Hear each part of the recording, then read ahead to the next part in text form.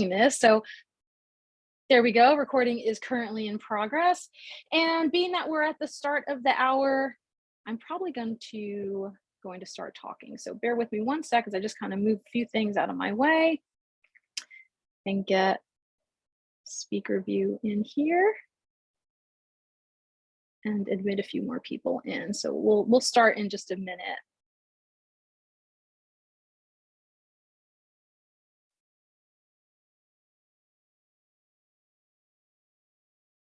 I'm happy to see so many familiar names, not faces because I can't see your faces, but I'm happy to see so many familiar names on here. I'm really always very honored and thrilled and grateful whenever anybody comes to these things. I'm really excited to put things like this together, but more importantly, that it means something to the people who are participating and attending, whether you're doing this live or you are watching the recording at a later date.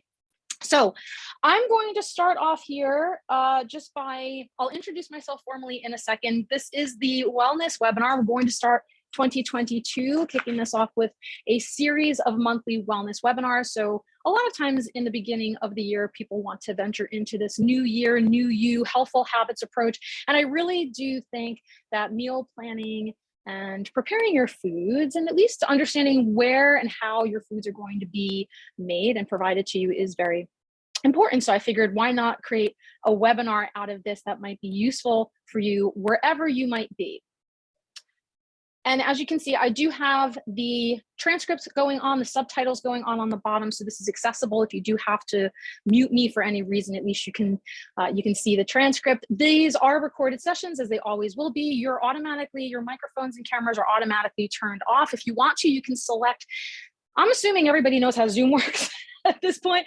So you can select the speaker side-by-side view, and you can always enter into the chat box questions, comments. I might even ask some questions of my own that I want some feedback at any time, or you can raise your hand to speak, but I am going to leave some time at the end of today's session for a formal Q&A.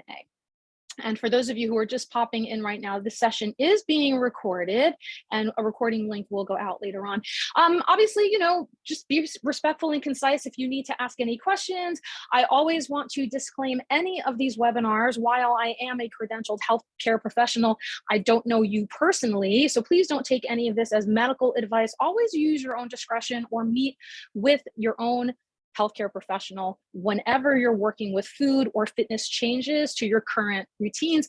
And because I have all of your emails on file as you've registered for this, you probably will receive follow-up emails, not just about this webinar, but other things that might come up in the future. And so if you feel like we're inundating you at any time, you can always opt out or unsubscribe. Our objectives for today: becoming a savvier supermarket shopper, understanding how to read those nutrition facts labels that you find on the back of packaging, creating weekly meal plans that work within your schedule and budget. And also my tagline is to embrace and develop new relationships with food. Like anything though, I don't want to provide you with a quick fix. So even though the title of this webinar is called Meal Planning Made Easy, I'm providing you with information, education, and strategies to make things easier for you down the line. There's really no quick fixes. You know how much, for those of you who've worked with me, I don't love the extreme case scenarios, and I really don't believe that that can help people realistically and sustainably in the long term. So for those of you who do not know me or are meeting me for the first time, let me just introduce myself. My name is Dina. I am a registered dietitian nutritionist. I'm also the founder of a virtual platform called Dish with Dina. You'll see me everywhere on social media. You probably can't not see me anywhere you go. I am very much committed, as I said before, to helping people embrace and develop new relationships with food. I have over 20 years of experience in the corporate community, healthcare environment, and I used to be a project manager and a meeting and event planner way back when. So I really think that those skills help lend themselves to me meeting with clients and helping my clients embrace and develop new relationships with food, but also their own specific individualized goals of getting from point A to point B. My specialties include high-risk prenatal counseling, diabetes prevention and management, chronic disease management as well. There's quite a lot of things that I'm not too comfortable with. So if that is the case, I'll often just educate somebody on what their particular diagnosis is, and then I'll refer them out to another provider. And my food and nutrition approach is really rooted in what a lot of the dietitians who I am colleagues with believe as not a one size fits all approach. We really do try to cater and customize our plans, our services to the individual versus just slapping on a cut and paste type of thing that might not necessarily suit everybody realistically. You'll see me looking down at some of my notes because there's a lot of stuff I want to share with you today, which brings me to, this might go over. If you need to dip at the 1:00 p.m. Eastern time mark, which is when this is supposed to end, please feel free. This will continue recording, and I'm happy to stick around and answer any questions for those of you who do want to wait a little bit longer if you need to get your questions answered after this. So as you can see on screen here, I've done a lot of different things. I don't really have a traditional role as a dietitian. I try to do a little bit of everything. I really enjoy the variety that's given to me, and I'm very grateful for the opportunities that do come my way. One of my very near and dear roles that I play is being a preceptor to nutrition student volunteers and to dietetic interns. So it's a little sad because today I'm on my own. I'm flying solo today. I usually have a +1 with an intern or a volunteer when I'm doing these webinars, but you'll see some of them coming in the months to come. So yeah, as a registered dietitian, for sure, I try to be mindful of my health. I try to make sure that I'm doing things and engaging and prioritizing my health. However, while you'll see me eating things like what you see on screen here, obviously you'll also see me eating things like this. I have a very big all foods fit, food freedom type of philosophy. I really don't think it's fair to deny or restrict ourselves for any reason. So I try to embrace that as well in my approach to people. I live in New York City. One of the things I wanted to point out was that you do not need a tricked out kitchen or high-end equipment or anything like this. What you see in front of you is actually where I'm standing right now. This is my television studio and my kitchen. It is very small. So as you can see in front, there's the cabinets there, which are behind me, my sink full of dishes, whatever. I have an undermounted refrigerator. So I'll show you what that looks like on the inside. That's it. That's all I've got. Like 3 shelves. You don't see the freezer, but it's the size of a shoebox up there. And to the right where the door is open, there's about 3 shelves, and they barely fit like a seltzer bottle and some milk, and that's pretty much it. Some condiments, and that's it. My cabinets, that's all I've got as well. I have to be really conscientious when I am bringing inventory into my home just to make sure that I have a place for everything, because we don't have any place to store surplus. But this just goes to show you that you don't need a lot of stuff. You don't need a lot of things to be able to help you plan your meals accordingly. Now, you might have heard that good health starts in the kitchen, and for the most part, we will be focusing on that, not just the kitchen, but the supermarket, the grocery store, wherever you purchase or obtain your food items. But we also believe that good health starts with access to food, the ability to have quality, nutritious ingredients that are available and affordable to you, quality healthcare and mental health care. A lot of the things that we talk about in healthcare revolve a lot of times focusing on, say, food, nutrition, and physical fitness or exercise, physical activity. But we're also talking about sleep habits, socioeconomic status. And so for the purposes of this webinar, I'm going to assume everybody has what they need as far as necessities are concerned. But if you, like me, get a little bit agitated that you wish things were different, write your representative. Go find out who that person is and write your representative. Be an advocate. That's the only way things are going to change. Okay, I'm going to start off with just a small trigger warning. The next few slides, I am going to talk a little bit about weight and calories. There's a reason for that. I want to share with you the nutrition facts label information, the things that you see that are on the back of food packages or products that you're purchasing in the stores, boxed and bagged goods.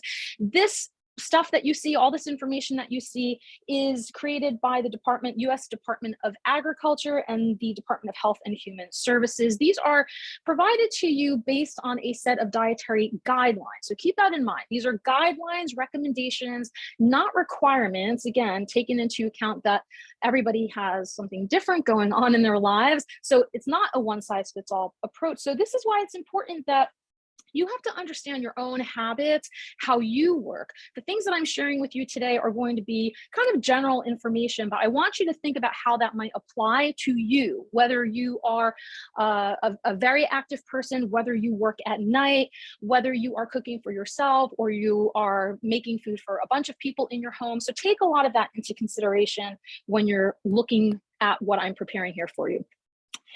So we're not going to go too far into the weeds with all of the macro and micro nutrients and vitamins and minerals and all that stuff. That's like Nutrition 101, which I'll save for another time. But it would really be a disservice for me not to share with you just some nutrition education on the consumer level of how food manufacturing and front of package marketing can really be misleading.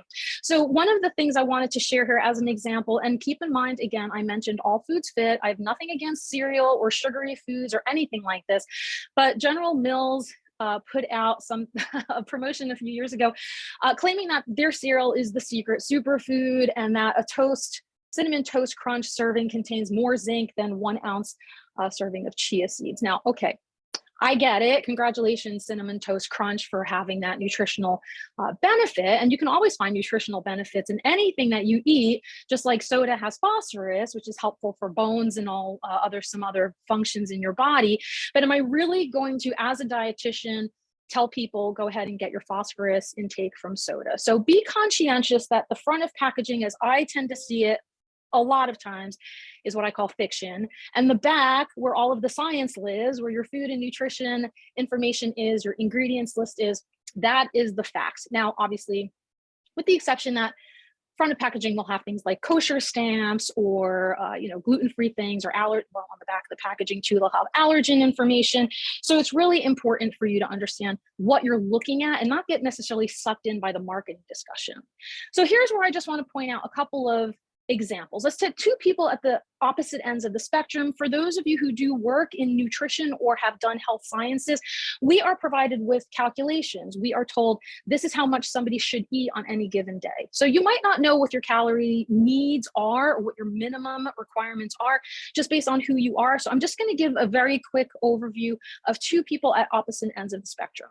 And we do base calorie calculations on things like height and weight and physical activity and age. And we also include gender. So we're talking about the biological sex of a person because of different mechanisms that are going on in their bodies and how we want to support the functions as during the life cycle stages. So on the left-hand side, you have a male, 182 kilos or 400 pounds. He's 6 feet tall. He's 25 years old, minimally physically active, kind of a big guy, doesn't move around a lot, but maybe he's active in other ways, but doesn't go to the gym. Minimum, just for him to be who he is, exist who he is, he's going to need about 3,400 calories a day just to keep his body functioning.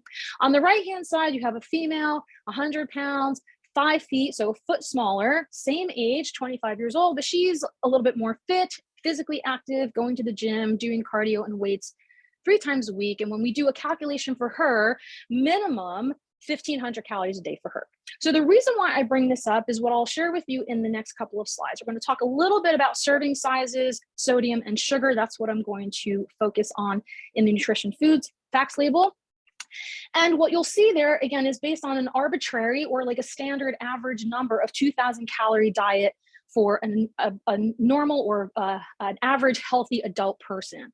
So the person on the left, if they're eating something or they're taking something off a shelf, if they're going to a restaurant and they're seated around the table with the person on the right, the person on the left is probably going to need twice as much food that is listed on that recommended serving size. And the person on the right might need about 3/4 of the amount in order to keep themselves functioning and remaining full and energized. So again, keeping these things in mind as just a general guideline.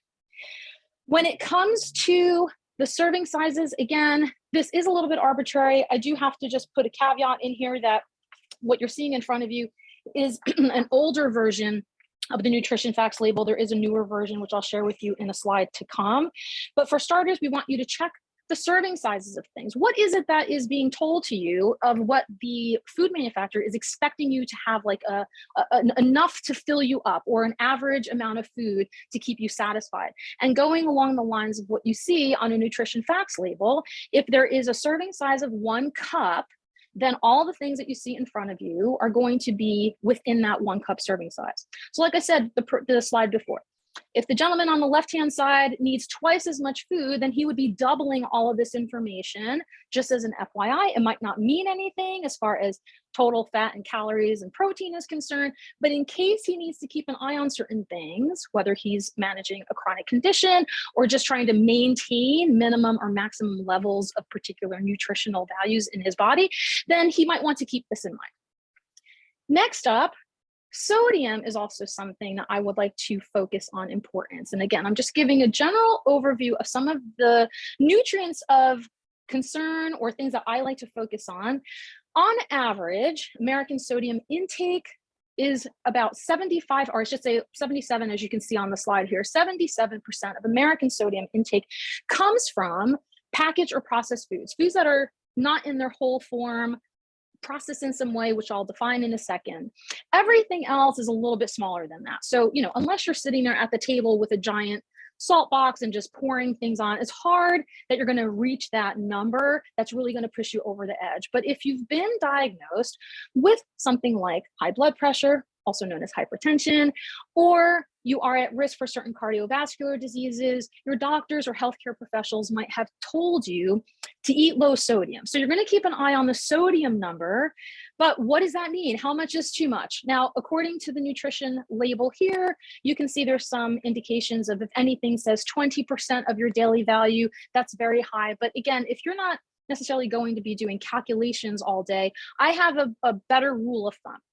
I tend to say that the number that you see next to sodium, which is in milligrams, but the number itself should be no more than, say, 2 times the amount of the number in calories. And that, again, is just an average general rule that I like to provide to my clients. So in a case like this, I'm going to make you do math very quickly.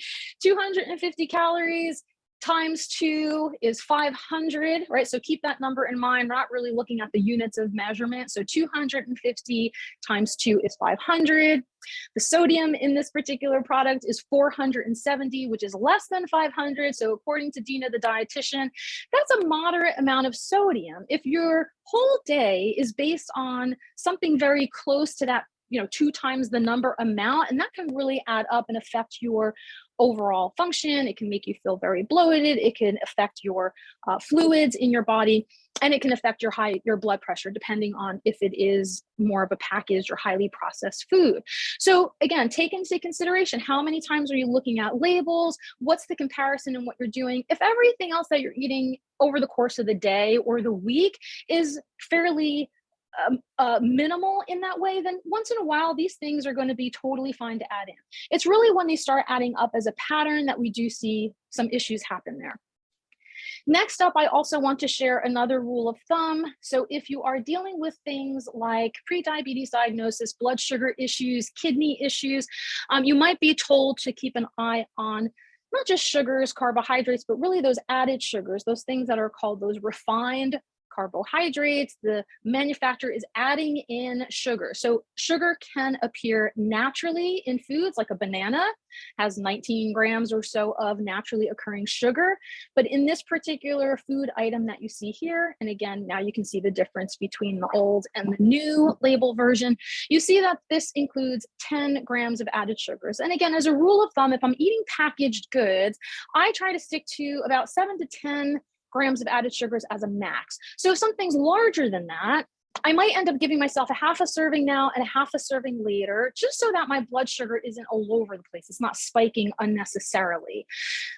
The caveat here is, as I said before, with food freedom and all foods fit, if you're having dessert, like flip and have dessert. It doesn't matter if there's 53 grams of added sugar in it, because it is dessert. That is what's meant to do.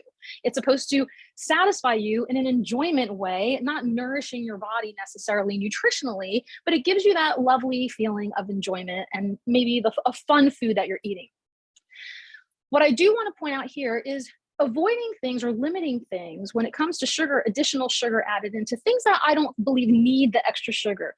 So I always use an example like peanut butter. Peanut butter in its basic form is roasted peanuts with a little bit of salt, and that's it. There doesn't need to be extra fat. There doesn't need to be extra salt. There doesn't need to be extra sugar in it. But manufacturers will do that because, as I've written here too, you want to check the ingredients list on things. What else is going in that particular food item that is most likely decreasing its cost, but might also be decreasing its nutritional value. So it's not really as minimally processed as we want it to be if it's chock full of all these additives and things like that. And again, keeping in mind, it's totally fine if you want to have dessert, but call it dessert. Don't call it my oatmeal cereal in the morning. This is my dessert product. That's totally fine. In the ingredients list as well, which I didn't mention on this slide, items are listed almost like a recipe. Items are listed in the order of weight or volume. So again, as an example, if I'm eating a protein bar, right? So the front of the packaging is saying this thing has 6 grams of protein in it. But when I turn that package over and the ingredients list lists sugar as the first ingredient, that's no longer a protein bar. That is now a carbohydrate bar that has more sugar than it has other sources of ingredients in there. So being mindful of what is actually in the food products could be a way to just to help you with varied, balanced diet as far as healthful meal planning goes, and just being an educated consumer. So I hope that that makes sense. And again, as I mentioned to anybody who might have come in a few minutes into the webinar, if you have questions or comments, you can throw them in the chat. I'm going to leave some time at the end to go over everything and answer as best as I can, because I'm flying solo today. So I want to make sure I get through all of the slides, as I was very ambitious in creating this. I really had a lot that I wanted to share with you, but I don't want to rush through anything. So let's also define macronutrients. You might have heard this too, right? Knowing your macros or fitting your macros, and what do macronutrients are? What are macronutrients? Macronutrients are an umbrella term for food that provides us with calories, energy, right? What's the gas in the tank of our body here? And that's broken down into carbohydrates, proteins, and fats. And you might not necessarily be thinking of things in that order. What provides me with carbohydrates? What's a protein-based food? Or you might be somewhat familiar with examples of a little bit of what these macronutrients are. So let me go to the next slide here to give a little bit of a more detailed example. Some things that you might have come across, you might have seen these images, these food groups, or these My Plate. Again, these images that are given to you to help you creating a more balanced meal. And what you see here on the right is that food groups are broken down into both plant and animal-based foods. And the plant foods can provide you with a lot of different things. They could be broken down into those food groups where they fit those categories of fruit and vegetables and grains and protein, believe it or not. And then you have animal products, depending on what the food group image is that you're referring to. That could be categorized in the dairy group, if you're talking about milk, animal milk, or also in the protein section too, because most animal products are considered protein heavy. But food groups really have a quite diverse macronutrient breakdown as well, a ratio of that. So fruits and vegetables, grains, they have a little bit of everything. They're mostly carbs. They do have some fiber, which falls into the carbohydrate family, but they do have some protein, and they might have a little bit of fat. So something like a whole grain would actually have a few grams of fat in there too, depending on what it is that you're eating. They could also provide you with protein, but they're not necessarily a complete protein like a piece of steak or chicken or a fish would be. So muscle meat, animal products, eggs, things like that would provide you with a more complete, complex protein source, probably some fat in there too, and very little to zero amount of carbohydrates. So really the only animal item that provides you with carbs would be milk. There's a naturally occurring milk sugar called lactose, and that's the carbohydrate sugar that's found in milk. So again, a little bit of a quick and dirty overview of the difference between macronutrients and food groups. And I want you to keep this in mind, because as we go through the next few slides, when you're thinking of how you're going to plan your meals, I don't necessarily want you to think of just what's the carb, what's the fat, what's the protein, but I want you to figure out how the groups are forming too. And this is also because you might have a dairy allergy or a shellfish allergy, or maybe you're lactose intolerant, or you have a wheat insensitivity. Things that are going to be considered part of those food groups might not necessarily fit your particular diet preferences or food needs, but you're not necessarily denying yourself of the nutritional value of what a substitute of that particular item can be. You just might need to be a little bit more savvy with mixing and matching what you need to include into your everyday meals.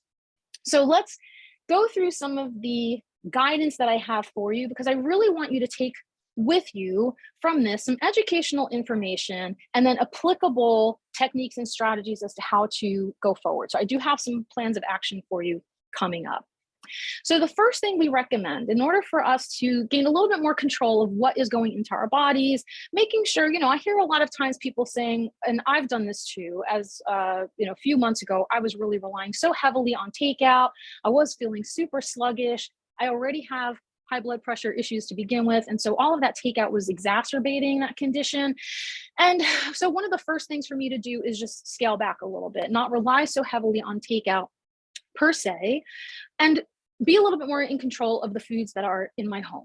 So I like cooking, but maybe you don't. And that's totally okay if you don't know how or want to, or have the time or the energy or ability to cook any foods.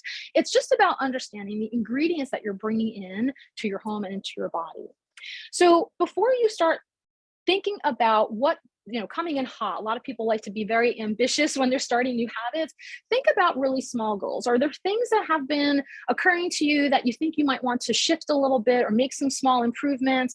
Try to set for yourself some small, realistic, and achievable goals, which we'll talk a little bit more to in some of the slides coming up later.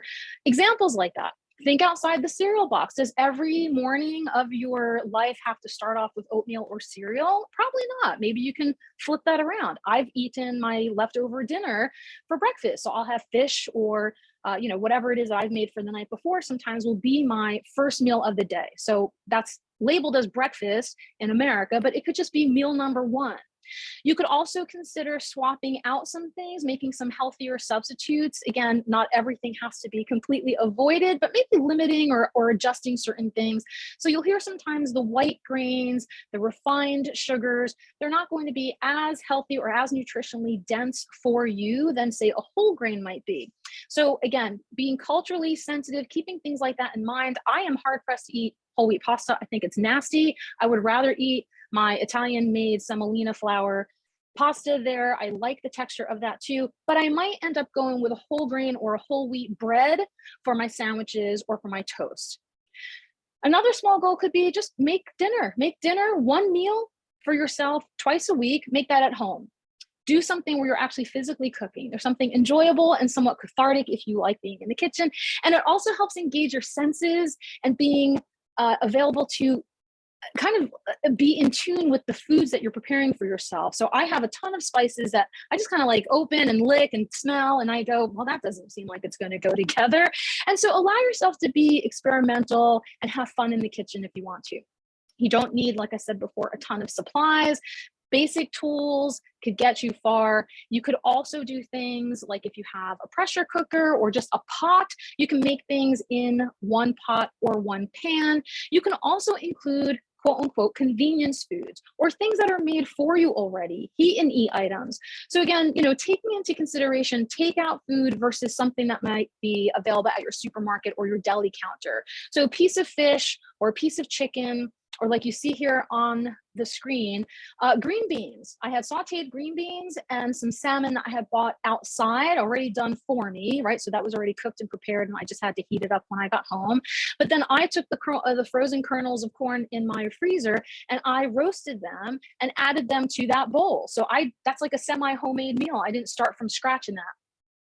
I would also advise, if you can, and you have, unlike me, if you have the room for leftovers, leave some room for that, because there are definitely going to be times during the week where you're feeling a little bit more low energy or not really having the bandwidth to sit there and start from scratch for anything. So if you can, like I was showing you before with the serving sizes, if you can take into account how much would this particular food serve me, maybe I'll get 1.5 times or 2 times as much out of that, and I can prepare something for myself that I can use again later in the week. And you can definitely, hello, the internet, we're all from the future. You can definitely search online for easy recipes, quick, 5 ingredients or less, 30 minutes or less. Pinterest, I'm not on Pinterest, but a lot of people I know get tons of inspiration from things like Pinterest as far as designing their meals.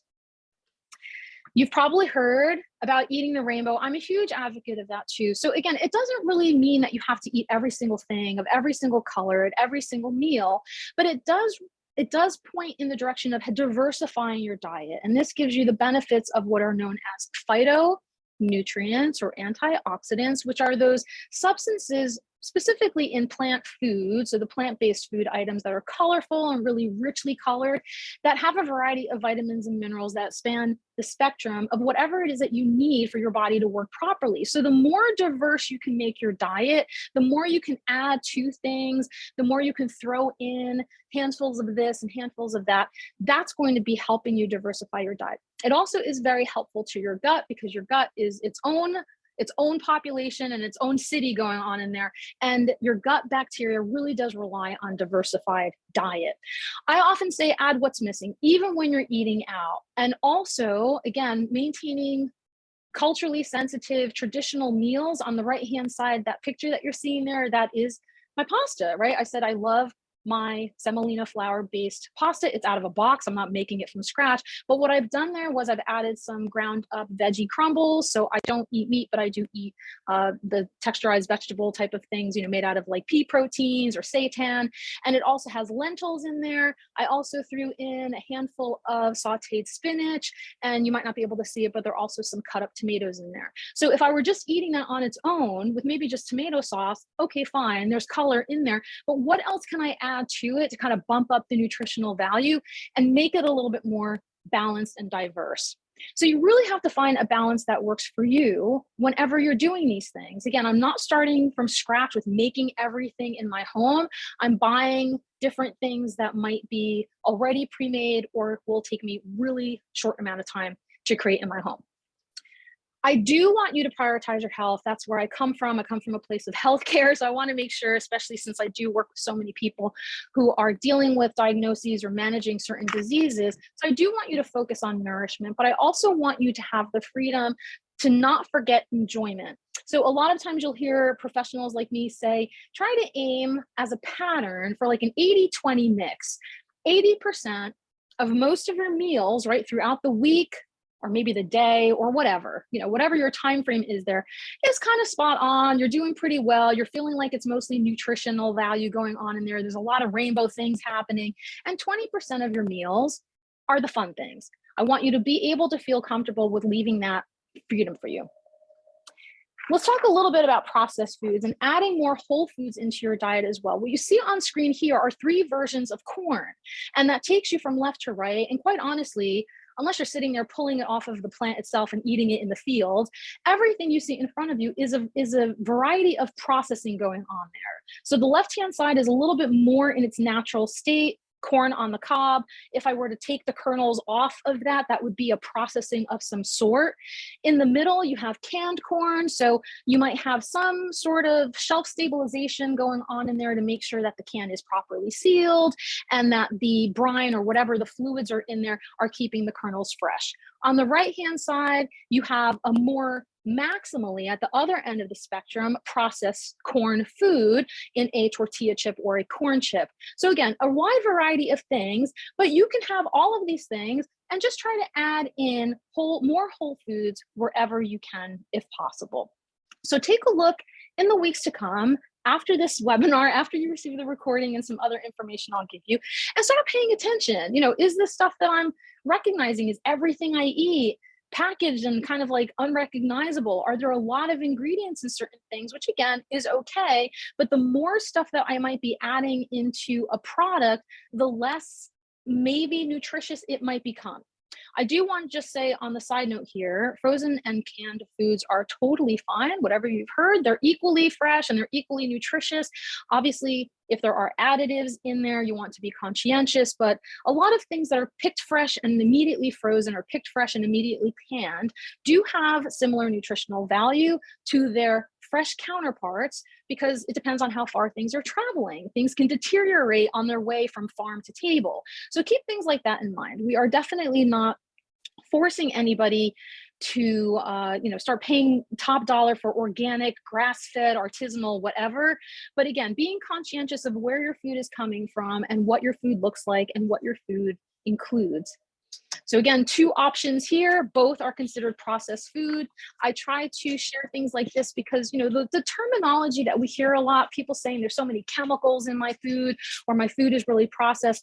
Processing spans a spectrum. Chemicals are in everything. So again, how much, as I tend to ask, how much does the dosage become the toxicity? So how much is too much in the things that are a little bit further away from their natural state? How often are you eating those things? And how often are you eating the more wholer version or less processed type of version there? Again, realizing that, might fit within your budget, within your lifestyle, and making the best choices that are for you. This is just educational information for you to apply. So what I tend to do, as you can see here in this picture, that's actually, I love bowls of everything. I don't care if my food's touched. I tend to mix store-bought packaged ingredients that are already done for me with some whole food items. Obviously, a hard-boiled egg is a process. I'm not going to eat raw eggs, so that is a processed food in some way because I've cooked it. Those little balls of cheese that you see in there, the sliced sweet potato. Underneath there's some corkscrew pasta and some sliced mushrooms. And it's really hearty and filling for me. So again, a variety of colors, a variety of different ingredients. And I tend to think that that's totally fine. And it was affordable for me. You might have different ways of working things. Again, depends on what your lifestyle or your budget is, but you can make some modifications that would fit within your lifestyle. Also, New York City, you can hear the sirens outside the door. So I apologize for any of the background noise you're hearing right now. If you do buy more convenient type of foods, like the heat and eat items at a supermarket or a grocery store, you can ask the people behind the counter, can you tell me how this is prepared? Because there might not be labeling on that stuff. And you might be sensitive to certain ingredients or allergic to something that they're not necessarily disclosing because there's no label on anything. So you can always ask people, how is this prepared? To be a little bit more budget friendly, you can check your weekly sales, coupons, online things. Anywhere you can save money, you can save money. But now with pandemic times, the prices of things are changing a little bit, but I have come to find that things like eggs and lentils and beans and frozen vegetables are really some of the most inexpensive or affordable and most nutritious foods that I can go and spread that all over the place and make tons of different types of meals for myself with just those few ingredients, or at least adding those things to kind of bump up what I might need in my meal planning or my food choices for the week. Pro tip number one, if you can buy what's in season, you're probably going to save some money. And by the way, seasonal foods are not the same thing as local foods. We're talking about things that are readily available through the cropping and farming of things. So for example, oranges might be available in the winter, but they're not available in New York State. So they would be imported from Florida, but they're available right then and there. So I'm going to probably have an abundance of them at the farmer's market, at the grocery store, and they'll be more affordable to me. Berries, on the other hand, might not be in season. So for that particular time, I might not be able to get berries because the fresh are not going to be as tasty if they're out of season, and they're probably going to be twice as expensive. So I might just go with a frozen version instead that I can still use in things like my smoothies or any other foods that I think could be used as a good substitute. And just as a side note, a lot of the information that you're seeing on here in the follow-up email, I'm definitely going to include for you with all the links and anything that would be helping you to get a little bit more resources under your belt for when you're ready to plan your own meals. So pro tip number one, try to buy what's in season. Pro tip number two, this is going to be helpful for you to not just be conscientious of the money that you're spending, but also food waste. Almost 50% of food in America is thrown out, which is a super, super sad state of affairs. We have a composting center here in the East Village in Lower Manhattan, so I can save my food scraps, but I really don't love at the end of the week where I'm like throwing out a good portion of food just because I didn't plan accordingly. So take into account how many people are in your household. How much can you use within a specific amount of time? I love giving the example of my mom who lives by herself, who'll buy like a 10-pound bag of oranges. I'm like, lady, what are you doing with this stuff? So, that even if it's refrigerated or she stores it in a good room temperature place, they get a little mushy over time. Some of them go rotten, and she does not have a composting center where she lives. So it's very wasteful to have to throw away food, especially, as I'm sure like me, when you were growing up, you've heard, people are starving across the world. It's really offensive and not so great to be throwing out food that could be used. So try to be conscientious when you are buying foods and you're thinking about preparing things at home. Will things be on sale again? Yeah, probably. Everything's on sale all the time, and that's how they get rid of their inventory until the next time that comes. So, if you're going to be buying in bulk, if you're going to be buying a large amount of things, do you have a storage place for it? Do you have a plan for it? Or are you going to end up throwing things away within a short amount of time? And let's talk a little bit too about the word budget. So I'm talking about time and money. So my next pro tip is to budget accordingly. I am a huge planner. I was a project manager, as I mentioned before. I really love looking at my schedule and my calendar and being conscientious. You can see behind me here, and I'll show you later in one of the slides, I do meal planning like that. I base it on where I'm going to be. I try to look at, are there any events going on? Am I going to be working late one day? Am I going to have to maybe take food with me in some way? And I try to accommodate all that. If you're looking to purchase and make your own food, are you going to be able to cook and prepare it at home? Are you grocery shopping for the whole household, or is someone else doing it? Or are you paying a delivery service to do that? Because again, that could be kind of time consuming if you're going out and running from store to store or spending time in a particular store. In New York City, a lot of us, as you saw before, my teeny tiny refrigerator, where am I putting all this food? So we have to go out multiple times a week if we want fresh food to be brought in. Or, as I tend to do, I do have in my budget where a lot of you might know, like Instacart, we have Fresh Direct here. Other places like Stop and Shop and ShopRite and a lot of the larger supermarkets will also have a delivery service. So if you don't have time to do it, you might have to pay someone else to do it, but that could fit within your budget accordingly, because time is also money. If you're going to be spending a lot of time doing a lot of things, you might want it to be done for you instead. And remember that if you are including whole foods, which could be more budget friendly, and you're going to have to include the washing and cleaning up of all that stuff after the fact too. So I don't want you to go into the meal planning experience and come out of it being like, oh, that sucked. Like I'm just constantly in the kitchen. Realize that you can break things into smaller segments and block out certain times of ways to do certain things. But I don't know what your calendar or your schedule or your life looks like. So take a look at your calendar and take a look at where you think you might be able to plan things out accordingly. Time and money, again, in relationship to how much you want to spend on either of these things. We said in-season foods are usually most budget friendly. So are some staple items like dried beans and lentils and frozen foods. Prepared foods, if somebody else is doing the labor for you, they're going to charge you for that. So they might be more expensive, but again, they might take less time out of your day. So you might need to make a budget for that. Whole food items are usually less expensive. Like a giant chicken would be less expensive, but you've got to sit there and chop it all up and make sure that that is included in whatever time you are putting aside for your budget as well, for your meal planning budget. And I think this is my last pro tip with mixing and matching. I try to say, again, try not to be too ambitious with anything. I love when people are excited about a new goal or a new habit, but again, you're not going out and like spending all this money on all this new equipment. And I'll get into that in a bit too in the next slide.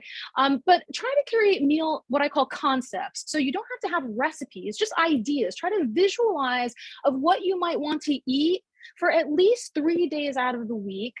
Try to see if you can make some leftovers out of whatever you're preparing for yourself or purchasing, and then mix and match what you have on hand to be most budget and time efficient. A lot of times we store up on things, we don't necessarily use it, or we come home and we're exhausted and we're just calling in for takeout, and then we have all this stuff rotting in the fridge. So for me, a good rule of thumb is I don't try to prepare anything, I don't have the room for it, but I try not to prepare anything for more than say 3 to 4 days max. An example of this would be like my smoothies.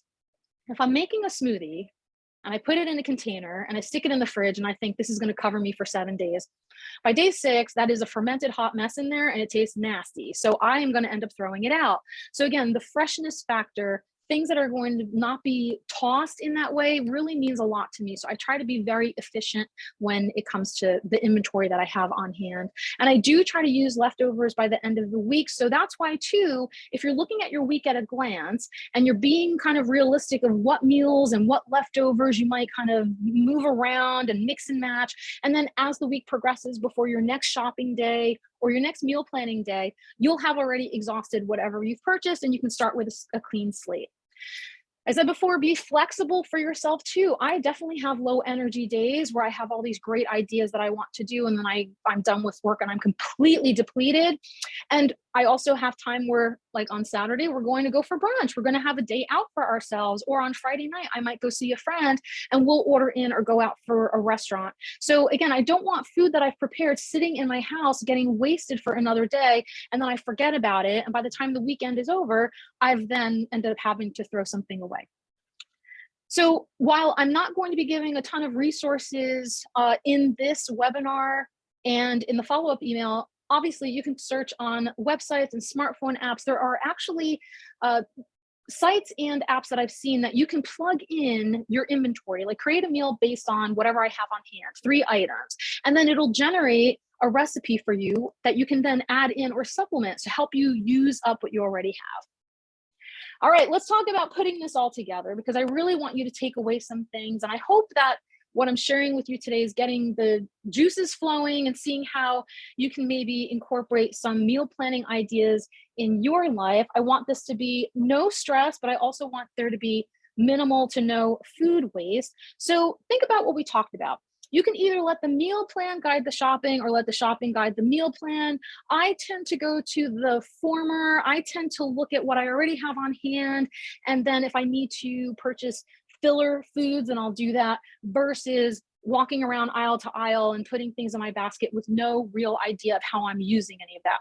So again, what I mentioned before, you don't have to make recipes. You don't have to do things from scratch. Think of ideas and concepts. What kind of meals do you want? You see on the left-hand side, there's little boxes of different kinds of food. So again, I could have edamame as a side dish, or maybe I use it as a stir fry, or maybe I include it in some other dish later on too. So what kind of concepts can you use without having to make things from scratch? Try to focus on whatever's missing. Use what you have on hand to be efficient and less wasteful. Shop for only what's missing. Keep staple items. If you know what you use all the time, I mean, we have a running list of what we always have peanut butter on hand. I mean, like if there were some sort of apocalypse, you can come to my house for peanut butter. We usually have things like almond milk. We usually have, for my boyfriend, he has grilled chicken. I have things like vegan chicken bites that I'll throw into things. So again, you know what you usually go to, and you can use them repeatedly in different ways as well. But try to also mix up the variety of food groups. Like I said, try to have a variety of different things going on. If you started off your day with more of like a carby, starchy type of food, then maybe in the middle of the day, have something more protein based or a little bit more dense, or some healthy fats added to, stuff like that. If you haven't had a lot of color and variety, try to throw in some reds or greens wherever you see. That could be something like a smoothie or a salad. Really quick ways to jazz up your meals. For those of you who know what a SMART goal is, this is really what I do. I don't make meal plans for my clients. It is very time consuming for me. And especially, as I said, with everybody being so individualized, it's really hard for me to try to figure out how to make that work for everybody I work with.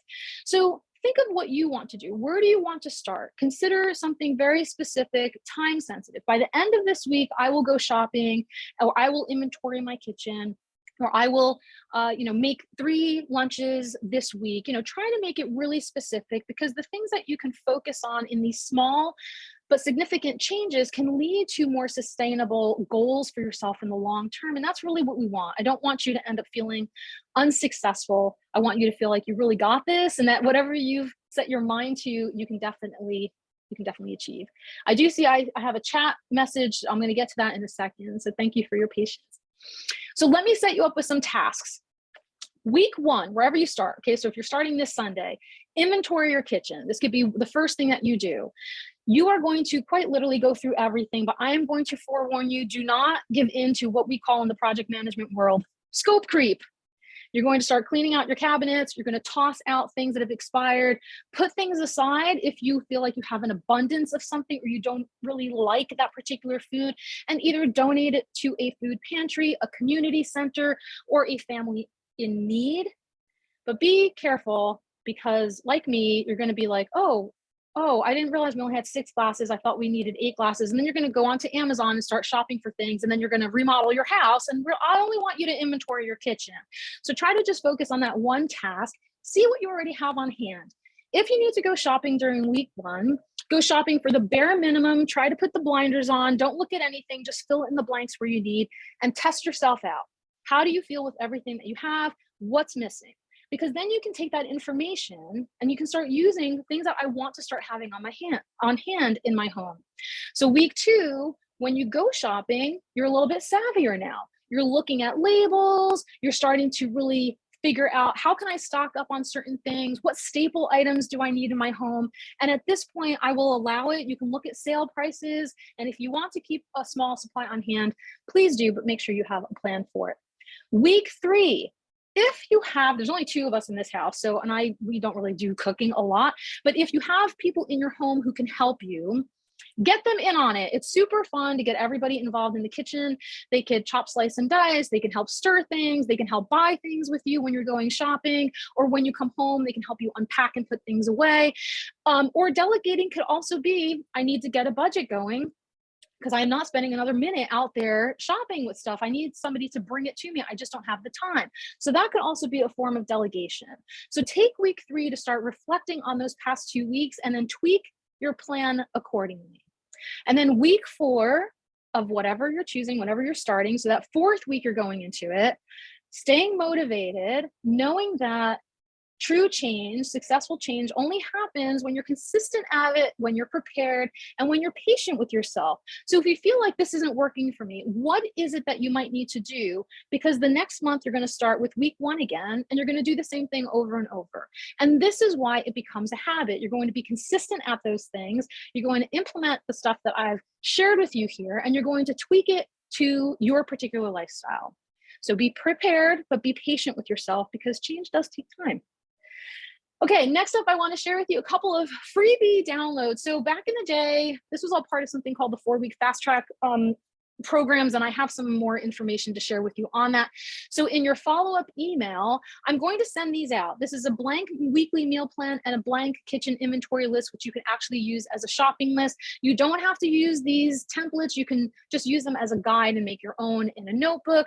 I also have a more minimalist version of this, because on the left, I was really trying to track a lot of things like, am I getting the right amount of food? Am I getting a good variety? I feel really sluggish. Like, what's going on? I also included things like water consumption and physical activity on one sheet. So if you feel like that's something that might be helpful for you, cool. If you're like, that is way too much for me, Dina, then I'll give you a more minimalist version of this as well, and you can use that instead.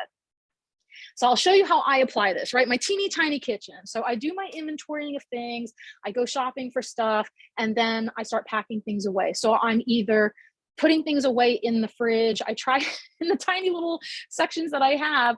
I try to be conscientious of like categories and where where I'm itemizing things so that I can get them and reach through and not have to dig around for too much stuff. Sometimes I'm heating and eating things and just stop shoving it in there. Sometimes I'm making food and putting things in there. Sometimes I have staple items in there. So from left to right, you can see I also use that time to clean. I spray down the whole fridge. I wipe all. So this is every month, right? Every week I go shopping or using my inventory stuff, but every month I try to do a whole house cleaning of the things. This is an actual version of my weekly meal plan. I don't use that particular one anymore. I now use some stuff on here, but you can see I'm not going crazy. I'm not like eggs with whatever. I'm not putting all the ingredients that are in the smoothie. I'm just giving myself an idea of what I might have on hand and what I might want to make during my week. And again, I was doing some check off things, which I don't really do anymore because it just got a little out of control. And I'm not trying to be obsessive over that stuff. I just wanted to do a little experiment to see if I'm kind of, leading by example in that way. But you can see there are days that I'm going to be out and it doesn't make sense that I'm going to have to make food for myself on there. On the left-hand side here, sometimes I just batch cook ingredients. I'll just make corn and greens and fish, and they'll all stay in separate sections. Or sometimes on the right-hand side, I'll do something like a veggie scramble or a one-pot chili meal, and that I'll portion things out, and maybe I eat it as a breakfast one day and I mix it up in, a salad or a wrap the other day, because I don't love eating the same exact thing over and over again, but I don't necessarily venture that far away from the foods that I do like. So as you can see, a lot of variety, a lot of different colors going on here. And if you're not a fish eater, tofu, chicken, meat, whatever it is that you want to do, I'm sure that there's something that you can substitute with what you have. Staple items that I keep on hand. Yeah, I write on my eggs. So I hard boil 6 eggs or so every week, and I put expiration dates on them or whenever it is that I boil them so that they're not sitting there forever. And between my boyfriend and I, we split them up. We add them to our meals, or, we'll have it for a snack, a grab and go snack if we're getting hungry during the day. I also try to keep a variety of roasted vegetables, including things like this. This is roasted garlic. If you like garlic and you've never had roasted garlic, oh my gosh, it's like so soft and so nutty and so sweet. And it's just such a great thing to use in foods or as a saute, or you can actually like smear it on a piece of bread. Just be careful who you're kissing after you're done. But roasted veggies are really easy to do, and a great way, if you're not a veggie lover, I think a lot of people enjoy roasted veggies when they try them. Other things, like I mentioned too, semi-homemade meals. So what you see in front of you here, salmon purchased and made, I just had to heat it up. The little pesto pasta purchased outside, like I bought it in a little container at a deli and I brought it home. I chopped up the tomatoes with some feta, and then I made it all look pretty with those little lemon slices because I like to be fancy sometimes. So even simple things, I had no part in like, this was a no cook meal for me, could really look kind of hearty and make me feel really good about the choices that I'm making. And I don't eat like this all the time, but I do try to eat like this fairly often. Again, really quick ingredients. Smash up an avocado, stick it on a piece of toast, 6 minutes, you're done. Fry up a couple of eggs if you like eggs, done, right? Squeeze some ketchup. I know you're going to hate me for putting ketchup on there, but sometimes ketchup, sometimes sriracha, whatever your condiment of choice is, mix and match, again, your spices, your seasonings, the flavors, make things your own. Next steps, part 2 or part 3, wherever I'm at. This is all done for you. I really have put a lot of time, effort, and energy a couple of years ago putting together this, what I call this gaining kitchen confidence. Every week on my YouTube channel, I put out these, 12 to 15 to 20 minute long videos that went much more into detail. So if you want to kind of use this, what I'm sharing with you in the webinar today, as a starting off point, I'm going to include the playlist link in your follow-up email. You can click on that and you can go week by week by week and look into some of this more in detailed information if you feel like learning a little bit more about meal planning. There's a lot more resources, a lot more links, and some more downloadable things on there, like goal setting agreements, activity logs. Like if you really want to nerd out over this, I got you. Other next steps here as we're coming to the end of our webinar today, my follow-up email, which will probably go out to you tomorrow or Friday the latest. So you'll get the recording of this webinar. I'm going to send you those downloadable templates, those blank templates. They are completely blank. I hate dated things. Like if you want to start on a Tuesday, you can start on a Tuesday. So I'm going to share with you those downloadables that you can have.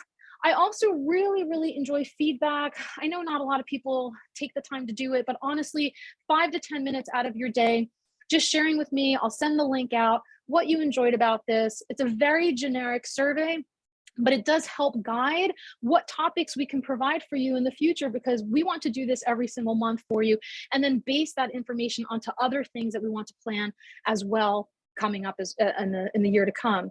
I also have a private Facebook group specifically for that YouTube thing that I was doing, the Gaining Kitchen Confidence meal planning. But listen, the more the merrier. So if you want to share your photos on there, I'm going to be actively involved on that. I'll come in and I'll ask like, what's everybody eating? So again, I'll send the link out for that. If you feel like you want a little bit more of a support team, or you just really enjoy sharing stuff that might not just be focused on your own social media platforms, but where people can share recipes with each other, that Facebook group has lied a little dormant for a while, and I want to breathe new life into it.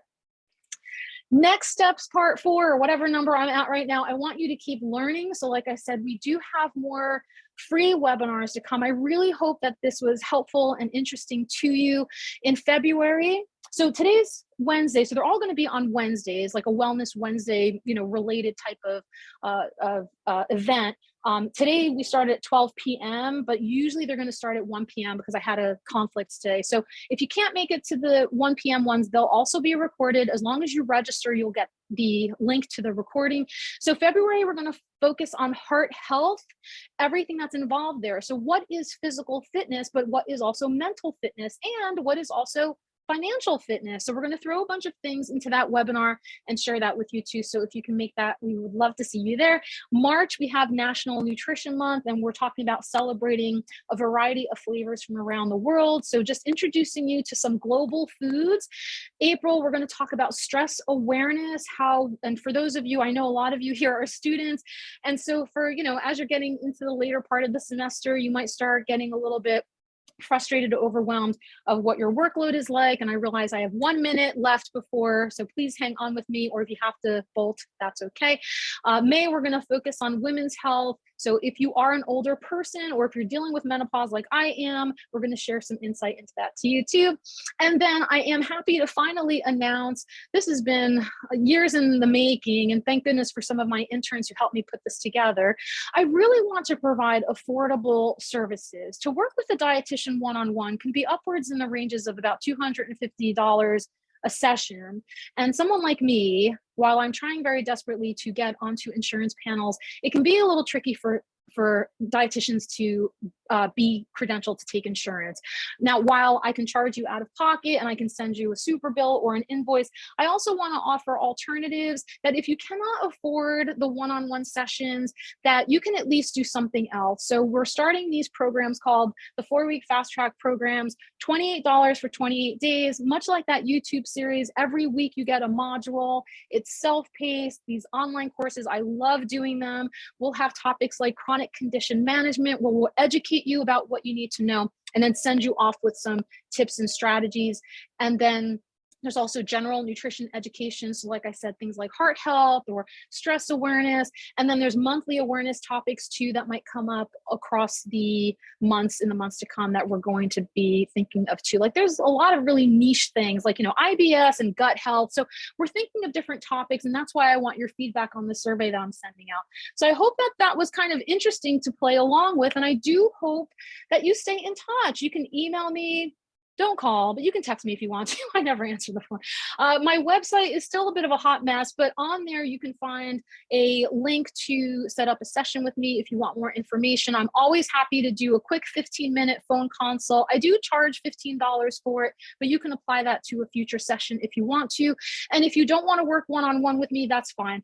Just follow me on social media, come to things like this. Hopefully you gain some insight and some value out of these things. I'm not above asking for contributions. I cannot put content like this out for free all the time. I need money. So I'm doing that in a variety of ways. But if you want to contribute whenever, whatever, I've got a Venmo account and I've got a PayPal account. Tell your friends, and I'll go around with my bell and my sandwich board at some point asking for funds, or you can just come for free and hang out and learn what I've been teaching you. So on that note, let me wrap up and say thank you to everybody. I'm going to go into the chat box right now, but if anybody wants to chime in with questions, like I said, I'm sorry that I kind of cut it right up to the 1 o'clock mark or a little bit over, but I'm happy to stick around for another 15 minutes or so. So let me see what we have on here. Okay, Stanley says, super helpful, great suggestions to consider for food replacement. Thank you. Practice makes progress and builds better habits. Yeah, Stanley, for sure. Stanley's great at helping people. He helps coach people with work-life balance and making better habits. Thank you. So David, anything to clean wash produce other than water, chemical residues? No, I really don't. I hate to say this. I don't really buy into stuff like that. I've read so many things on a lot of conflicting information. And I mean, with all due respect to getting worried about what I'm ingesting, how much is too much, what dose, like I said before, what dosage equals toxicity. I really don't believe in a lot of those sprays, and like I would never put bleach on a food item. So I really think a real, just a hearty wash under the sink does enough, I believe. So no, just to answer your question, no, I don't. You're welcome, everybody. Thank you. Oh, I'm so glad. Thank you. Thanks, Tony. Oh, I'm loving all of these thank you notes here. I appreciate that. Anybody have any other questions, comments, or feedback right now that you want to chime in? You can raise your hand, or I was going to say you can open your mic, but I don't want to take a chance if everybody's opening on the same time. So feel free to ask questions, or you can email me if you want to at a later date. And again, keep an eye out for the follow-up stuff. I do have some resources here that are linked on the slides. I'll also that'll be sent to you in the email. And then additional articles. I'm totally promoted all of this hard work that we've done over at Dish with Dina. We've written so many blog posts on so many things that I think are going to also help you on your way to being a better meal planner. So I hope that you found that interesting, and I'm really excited. And again, I'm so grateful to have you join us or join me today and taking the time out. So thanks, everybody. Thank you. Thanks, Elka. It's so lovely to see so many of you on here. Thank you, everybody. All right, on that note, if nobody has anything else to share, I will end this meeting, bid you adieu. Have a wonderful rest of the week. Eat well and be well, my friends. I hope to see you again soon. Bye.